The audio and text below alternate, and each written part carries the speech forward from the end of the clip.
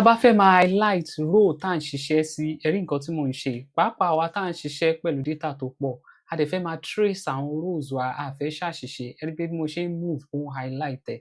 Báwo la ṣe máa ṣe? Ẹ jẹ́ n tún ṣe níbí báyìí. Ẹ kọ́kọ́ select data yẹn ná. A wá sí conditional formatting. A lọ mú new row. Níbi new row yẹn, a máa sọ pé formula la fẹ́ lò. Use a formula to determine which cells to format. A wá kọ formula yìí equal to row a ṣí bracket àti bracket equal to cell a ṣí bracket. Nínú bracket yẹn, a fi double quote. Mo kọ row, mo ṣe náà, mo end ẹ̀ pẹ̀lú double quote, mo bá close ẹ̀, ló bá tán. Màá sọ pé format, ìyẹn ni pé mo fẹ́ lọ mú colour tí mo fẹ́. Ká sọ pé red ni mo fẹ́ ń sìn, màá mú colour yẹn lábẹ́ fill. Tí n bá sọ pé okay, step 1 tán nìyẹn. Ẹ rí bí mo ṣe ń click kò tíì ṣiṣẹ́ àbí? Step 2, a máa right click lórí sheet name yẹn. Màá wá lọ sí view code.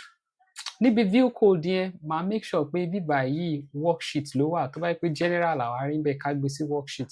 Láàárín private sub àti end sub yẹn, a wá kọ target dot calculate la máa kọ síbẹ̀.